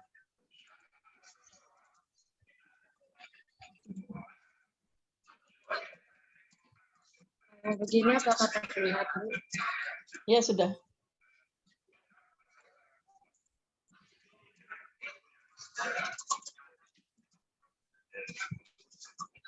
Ya, selamat pagi Ibu dan teman-teman. Izinkan saya Angela Simanjuntak untuk mempresentasikan hasil analisis saya kepada teman-teman semua. Pandemi itu kan itu kita belum wajib untuk melakukan tes PCR sama antigen karena memang belum ada kan untuk tes itu, namun karena kasusnya terus meningkat, pemerintah pun melakukan kebijakan untuk para pengguna transportasi publik untuk wajib menunjukkan hasil tes PCR dan antigen untuk perjalanan menggunakan transportasi publik seperti pesawat dan KRL. Namun karena seiring bertambahnya kasus jumlah positif, bahkan untuk perjalanan darat yang jaraknya hanya 250 km saja, baik menggunakan transportasi publik maupun darat, pemerintah kemudian membuat kebijakan baru agar baik pengguna transportasi publik maupun pengguna transportasi umum itu untuk wajib melampirkan hasil swab antigen untuk dan PCR-nya. Perjalanan 250 km itu setara dengan 4 jam perjalanan. Regulasi ini akhirnya menimbulkan kenaikan permintaan terhadap tes PCR dan antigen, sehingga penawaran itu meningkat, sementara penawarannya tetap, sementara permintaan itu meningkat. Jadi tarif di beberapa daerah itu yang penyedia jasa tes antigen dan PCR-nya itu masih terbatas, tarifnya itu menjadi sangat tinggi. Bahkan beberapa oknum itu juga ada yang mengambil kesempatan untuk dengan menetapkan tarif yang sangat tinggi untuk mencari keuntungan. Untuk menanggapi perilaku masyarakat ini, pemerintah itu tidak hanya diam. Akhirnya Direktorat Jenderal Pelayanan Kesehatan Kementerian Kesehatan menurunkan tarif tertinggi pemeriksaan rapid test antigen. Untuk di Pulau Jawa dan Bali, harga tes antigen tertinggi menjadi 99.000, dan untuk di luar Jawa dan Bali harga tertinggi menjadi 109.000. Ketentuan ini tertuang dalam Surat Edaran Nomor HK 02/1/4611 tahun 2021. Itu dari saya belum sempat melampirkan lebih banyak analisis lagi. Mungkin akan saya lengkapi nanti. Terima kasih, saya kumpulkan. Oke. Secara simpel, kebijakan pemerintah di penetapan harga ya di sini ya, tentang penetapan harga antigen ya. Iya, Bu. Menurut kamu gimana itu? Menurut saya kebijakan ini bagus ya, Bu, karena supaya nggak ada oknum yang cari kesempatan untuk mencari keuntungan, dan masyarakat juga terlindungi, Bu. Konsumen juga terlindungi, Bu. Oke, good. Ya, silakan dilengkapi lagi ya nanti ya. Yang sudah nanti diupload semua ke email. Temennya ada yang mau ditanya nggak ke Angel? Tidak? Oke, makasih Angel. Terima kasih, Bu. Ditutup dulu. Bangun, silakan bangun. Baik Bu, izin share screen ya Bu. Ya, silakan.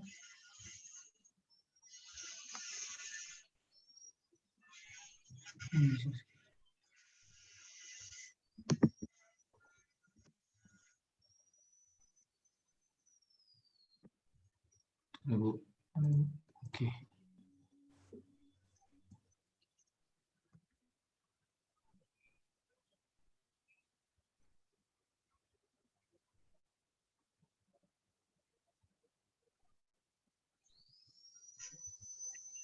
Apa sudah kelihatan Bu? Silakan. Cuma agak besarin dong tulisannya, Nak. Yang kanan bawah tuh geser. Oh, ini nih ya Bu. Oh, Kanan bawah besarin. Sus. ini Bu. Oke. Ya, silakan. Oke Bu. Jadi saya mengambil kasus eksternalitas dari COVID-19. Jadi mungkin saya nggak akan baca satu-satu atau baca teksnya, cuma menjelaskan saja Bu. Jadi di Maret 2020 itu kasus di Indonesia sudah mencapai di kasus 5.516, yang dimana kasus COVID itu mayoritas terkonsentrasi di daerah khusus ibu kota Jakarta. Nah, sedangkan dalam hal pendapatan negara sendiri itu masih menunjukkan pertumbuhan positif di bulan Maret 2020. Nah, Menteri Keuangan menyebutkan bahwa pendapatan negara masih tumbuh positif di triwulan 1, namun untuk untuk menghadapi tekanan COVID-19 ke depannya, pemerintah Menteri Keuangan melakukan adanya pemindahan dana yang nanti akan kita bahas di bawah. Nah, untuk menunjukkan dukungan berbagai sumber pendapatan negara dalam upaya memperkuat anggaran pendapatan dan belanja negara, realisasi pendapatan negara yang bersumber dari penerimaan perpajakan dan penerimaan negara bukan pajak atau PNBP masing-masing secara nominal telah mencapai 279,89 triliun dan 95,99 triliun. Sementara itu, realisasi dari hibah pada periode yang sama baru mencapai 0,08 triliun. Penerimaan perpajakan dan PNBP tumbuh masing-masing 0,43% dan 37%. Titik munculnya permasalahan eksternalitas dari COVID-19. Namun dalam akselerasi belanja 2020, Menko menyampaikan realisasi belanja pemerintah pusat sampai dengan Maret 2020 tumbuh sebesar 6,58% dari tahun sebelumnya. Karena adanya COVID-19 dan adanya prioritas yang lebih ditunjukkan kepada kesehatan, bansos, dan pemulihan ekonomi, diperkirakan belanja modal akan mengalami perlambatan. Nah, realisasi belanja negara tersebut meliputi realisasi belanja pemerintah pusat dan realisasi transfer ke daerah dan dana desa. Meningkatnya kinerja realisasi belanja pemerintah pusat tersebut utamanya dipengaruhi oleh kinerja realisasi belanja modal sebesar 11,95 triliun dan bantuan sosial 47,17 triliun. Realisasi belanja modal hingga Maret 2020 mengalami peningkatan sebesar 32,06%, sedangkan realisasi bantuan sosial tumbuh sebesar 27,61%. Nah, yang kedua itu adalah realisasi TKDD sampai dengan Maret 2020 mencapai 174,50 triliun yang meliputi transfer ke daerah, dan dana desa yang masing-masing sebesar 167,30 triliun dan 7,20 triliun. Nah, singkatnya itu realisasi TKD sampai pada Maret 2020 lebih rendah 13,94 triliun atau sekitar 7,69%.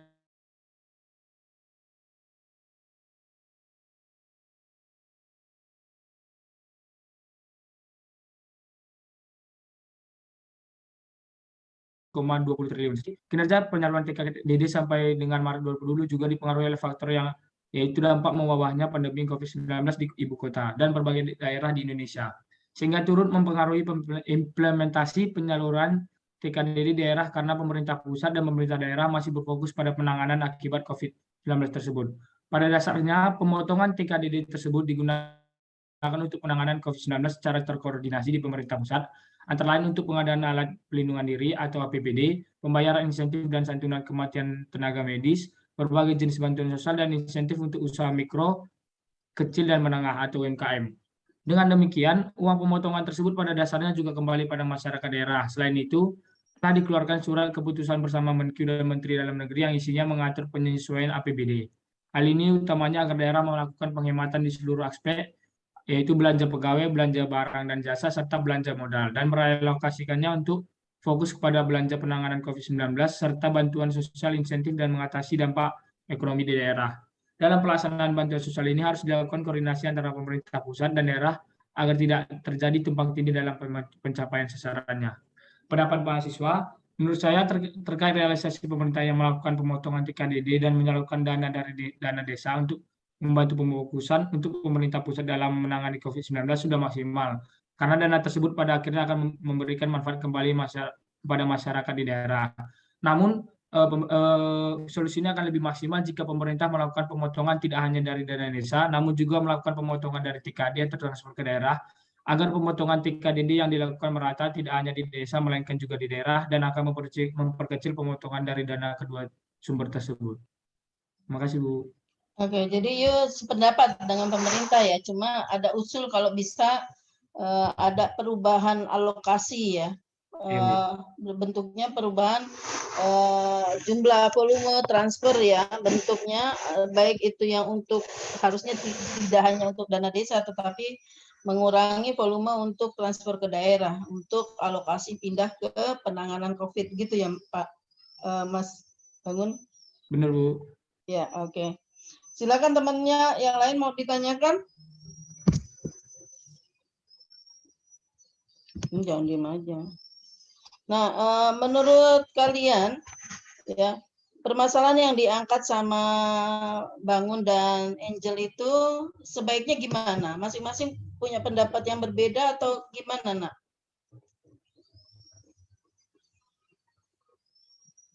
Nggak ada yang berpendapat?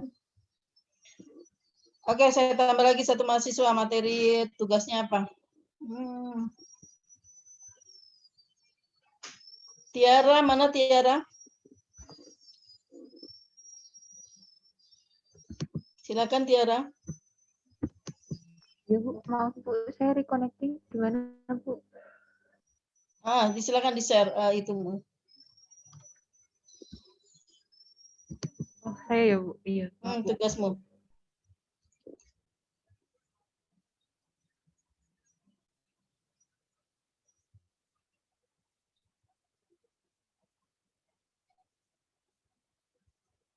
Apakah sudah terlihat? Sudah? Belum, masih run. Oh iya. Maaf Bu, sinyal saya sedang buruk, sedang di lokasi PKL. Di mana, Nak?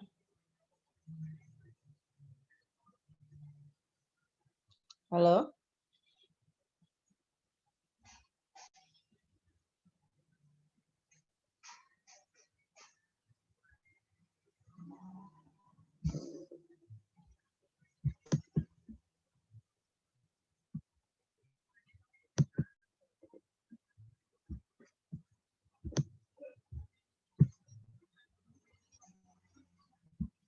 Coba Hogi, Nak. Hogi gantikan Tiara dulu. Oh, ada Tiara. Oke, baru muncul.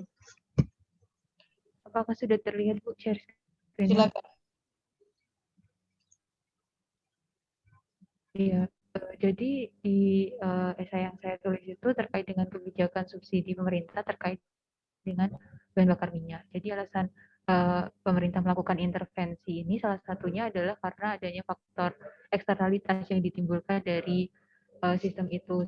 Sebagai contohnya, kondisi politik dan keamanan di kawasan Timur Tengah itu sangat berpengaruh terhadap harga minyak dunia yang akhirnya berpengaruh besar juga terhadap perekonomian suatu negara, termasuk salah satunya di Indonesia.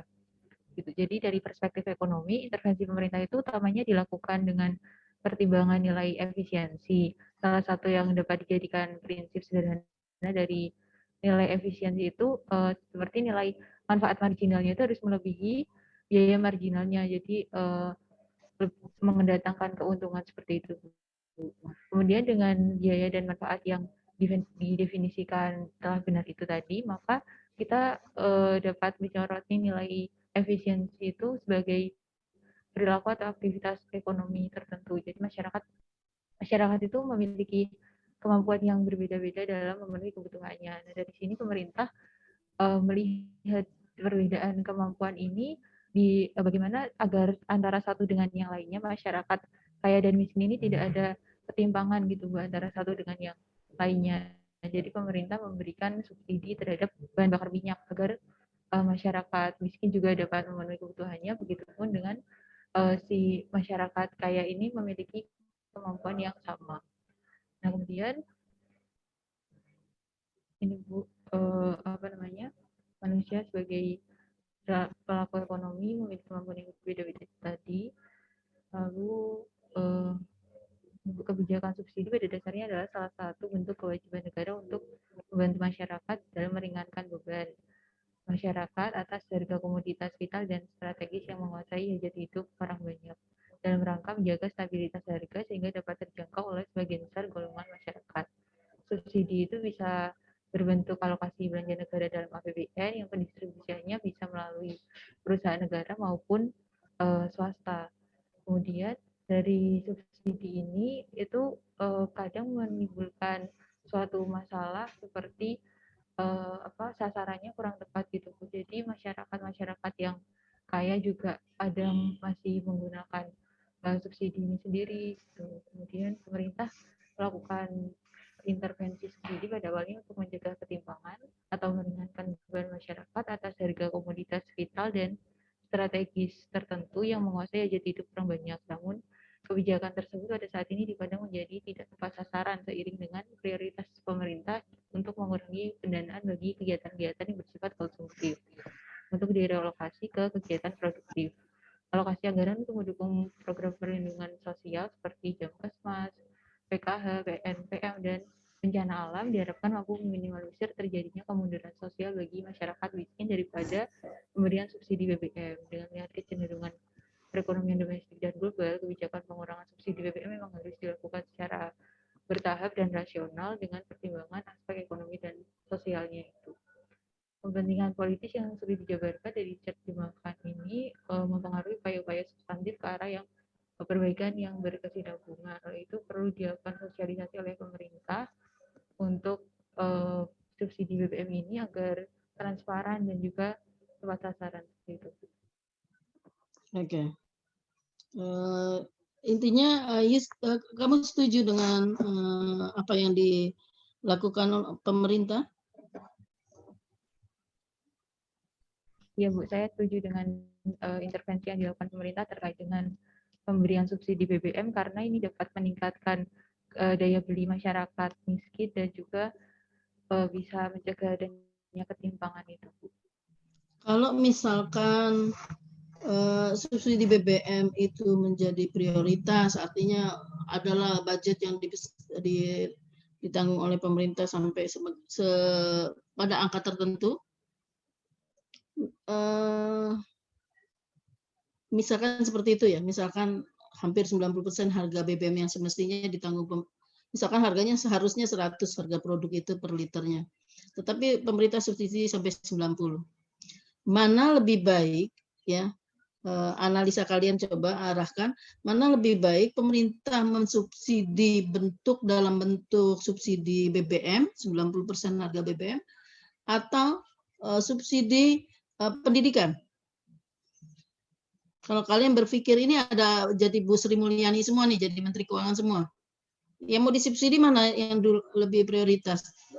Terkait apakah ada pandemik atau tidak. Misalkan tanpa pandemik deh, misalkan tanpa pandemik. Subsidi yang lebih prioritas itu mensubsidi BBM atau mensubsidi pendidikan atau mensubsidi sembako. Kan ini tiga-tiganya barang publik semua nih. Barang kebutuhan dasar semua, barang kebutuhan dasar masyarakat. Kira-kira menurut kalian mana yang lebih prioritas? Pendidikan kah, transportasi kah, atau tadi food ya, sembako kah? Pendidikan, Bu. Sembako, pendidikan, terus nah itu kan transportasi. Kan mindset orang kan berbeda-beda saat kalian diamanahkan suatu jabatan. Tinggal permasalahan yang harus kalian analisa adalah data dan kepentingan. Ya, misalkan ya mungkin maaf ya, mungkin yang berpendapat BBM you punya mobil biar gampang cepat, mobil murah, atau ibu butuh transportasi untuk dagang kalian, biaya ongkir kalian, meminimalkan ongkir. Tetapi mana lebih penting kalau misalkan itu melulu disubsidi dengan mensubsidi pendidikan, artinya semua masyarakat Indonesia minimal 12 tahun usia mereka lulus dengan kualitas pendidikan yang sama. Mungkin dinaikkan lagi sampai seusia SMA atau mungkin sampai S1. Selesai tuntas atau minimal D3. Dari SD sampai dari TK sampai D3 gratis semua subsidi pemerintah. Ya. Kalau contoh di Jerman semua gratis nak kuliah. Mau S1 kuliah gratis. Dan nggak ada batasan usia.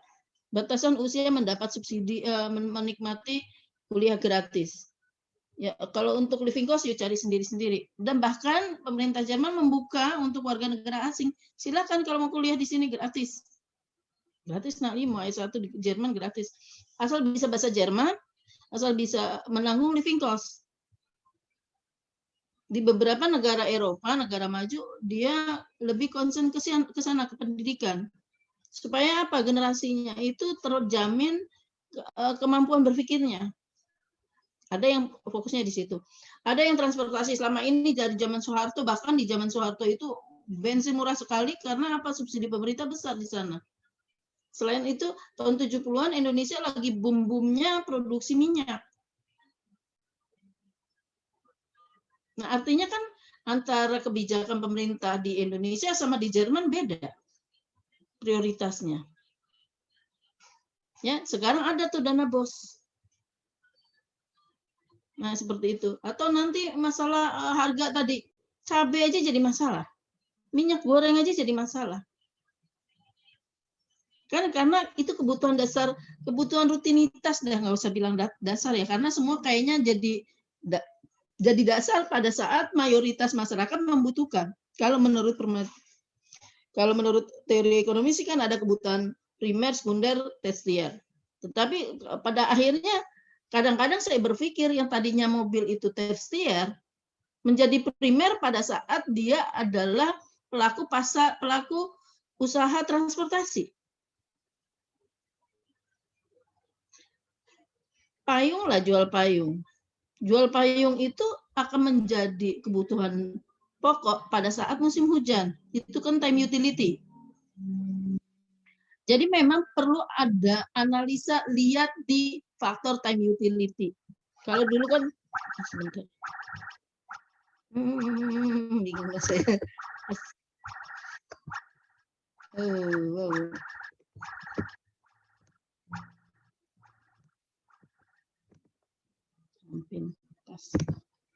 Oke, makasih. Saya lanjutkan sebentar. Artinya apa? Bahwa sebuah kebijakan itu dibangun dari kebutuhan saat itu. Makanya saya bilang lebih concern kalau Indonesia lebih ke saat ini. Ya, beberapa negara maju udah memprediksi yang akan datang. Itu keren loh ya sebenarnya, kebijakan untuk mengantisipasi dalam hal terjadi A, B, C, D. Itu dia ada preparing. Itu maksudnya ke mitigasi risiko ya dalam membuat sebuah kebijakan. Oke, hari ini saya cukupkan. Terima kasih teman-teman yang sudah sharing knowledge-nya ya, Tiara, terus siapa tadi Bangun, Angel, ya. Nanti semua kebagian. Ya, nanti semua kebagian. Saya tutup kelas ini. Assalamualaikum warahmatullahi wabarakatuh. Salam sejahtera untuk kita semua. Semoga sehat semua dan happy. Ya, bye-bye.